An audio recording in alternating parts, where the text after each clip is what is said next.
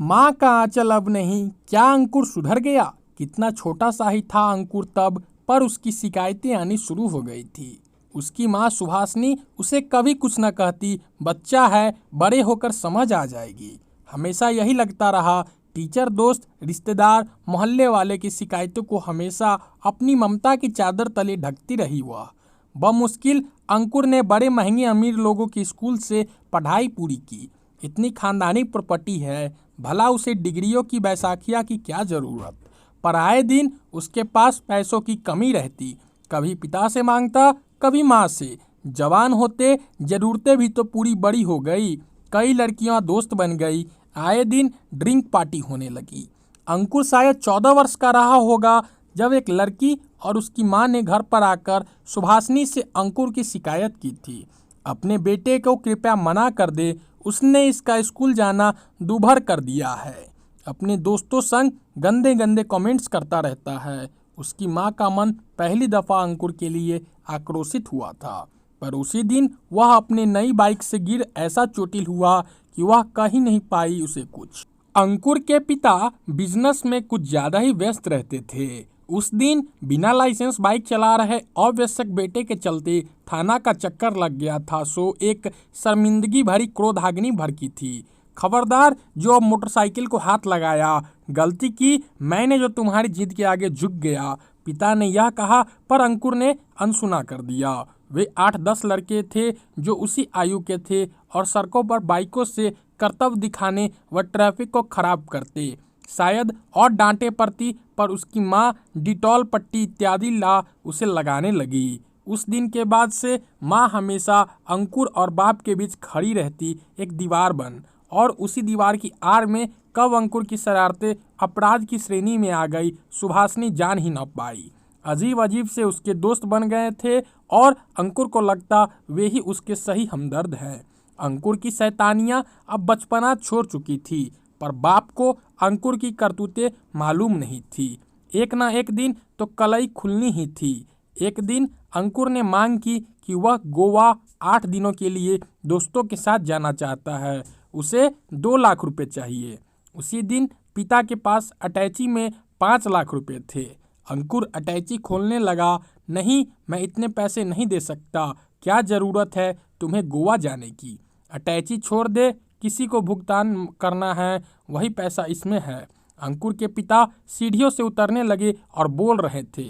अंकुर उतरता हुआ लगातार उनके हाथ से ब्रीफकेस छीनने का प्रयास करने लगा। इस छीना झपटी में भला 22-23 वर्ष के युवक से अधेर होता बाप कैसे जीतता? रुपयों से भरा उस अटैची को छीन कर भागते अंकुर ने पलट कर भी नहीं देखा कि उसके पिता इसके बाद सीढ़ियों से लुढ़कते चले गए। पिता तो सिर्फ सीढ़ी से लुढ़के, पर वह अब माँ की आंखों से टप टप आंसुए संग भी लुढ़क गया। पिता की न सिर्फ हड्डियां टूटी बल्कि मन भी टूट गया। बचपन में अंकुर पर अंकुश न लगाने का यह नतीजा था। अंकुर को अपने इकलौते होने का बड़ा गुरूर था, पर थोड़ा ठीक होते ही उसके पिता ने एक पुराने वकील को बुलवाकर कानूनी तौर से उसके साथ संबंध विच्छेद कर लिया। माँ ने कुछ न कहा, अपनी सहमति ही जताई और शायद कोई राह शेष नहीं थी। अब आए दिन अंकुर की कुख्याति से अखबार पटने लगे, क्योंकि घर से कुछ न मिलने पर वह राहजनी लूट रंगदारी करने लगा।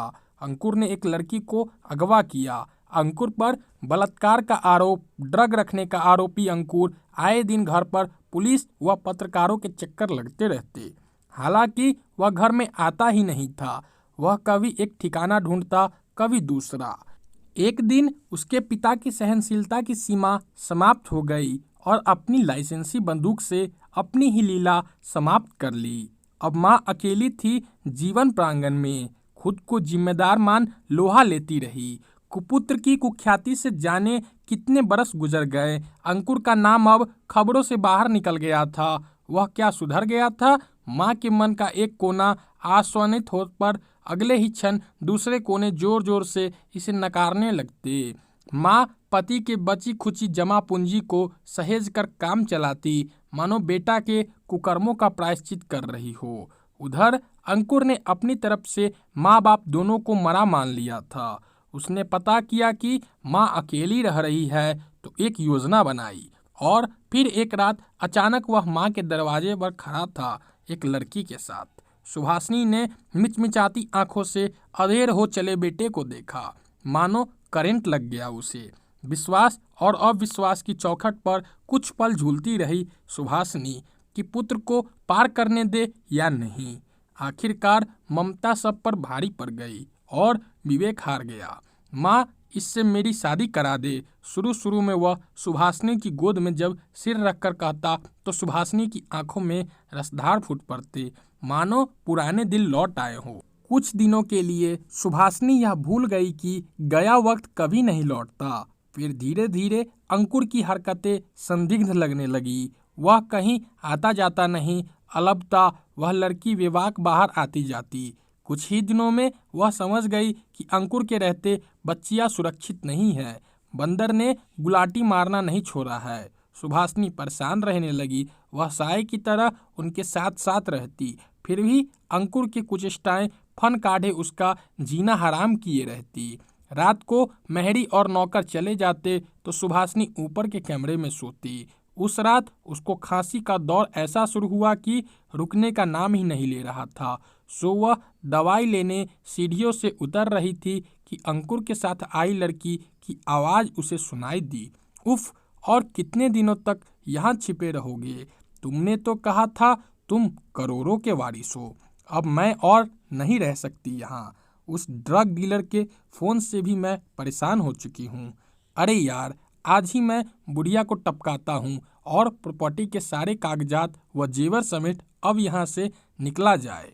अंकुर को एहसास नहीं था कि माँ यह सब सुन रही है। सुहासिनी जड़ हो गई उसकी बातों को सुन। अंकुर बोला, तुम रोज रोज मेरे पीछे ना पड़ो, मैं देखता हूँ कि कैसे वे करोड़ों मिलते हैं।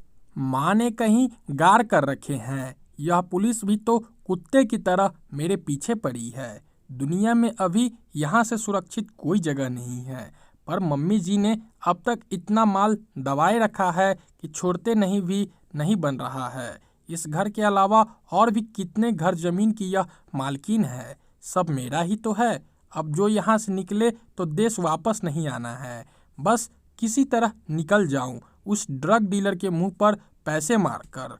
अंकुर ने ऐसा कहा तो उस लड़की ने कहा, जो करना है जल्दी करो, वरना पुलिस तो बाद में आएगी। वह ड्रग डीलर सूंघते हुए यहाँ पहुँच गया ना तो न प्रॉपर्टी बचेगी, न तुम्हारी मम्मी और न ही ये जेवर। माँ को अंदर कमरे की यह बातचीत और हलचल बेचैन करने लगी। जी किया कि उसी मनहूस रिवॉल्वर से खुद को वह भी गोली मार ले, पर इससे तो अंकुर की आसानी ही हो जाएगी। ऊपर कमरे से आ रही खांसी की आवाज़ ने उसकी तंद्रा को भंग किया। वर्षों पहले पिता को सीढ़ियों से गिराने वाला बेटा आज माँ को भी तर्पण देकर ही जाएगा। खांसी की आवाज़ लगातार अपनी उपस्थिति जता रही थी। सुभाषनी चेयर पर झूल रही थी। अंकुर को नहीं मालूम था कि विचारों की अंधर मन में चल रही थी। थफेरों से उनका शरीर कांप रहा था। आंखों से क्रोधाग्नि से तप्त अश्क गंगा जमुना बन कलेजे पर बर्छियां चला रहे थे। अंकुर का बचपन बार बार मानस पर चलचित्र की भांति चल रहा था। शादी के वर्षों बाद अंकुर गोद में आया था। काफी इलाज के बाद शारीरिक कमियों को हराते हुए उसे पाया था। शायद संकेत था कि निपुती रहना ही श्रेयस्कर होगा। इतने वर्षों बाद गोद हरी हुई तो अंकुर की कोई गलती कभी महसूस ही नहीं हुई। कैसा कुलतारन कपूत निकला, जैसे कोई वैर निकालने ही पैदा हुआ। तभी दरवाजे पर किसी ने खटखटाया।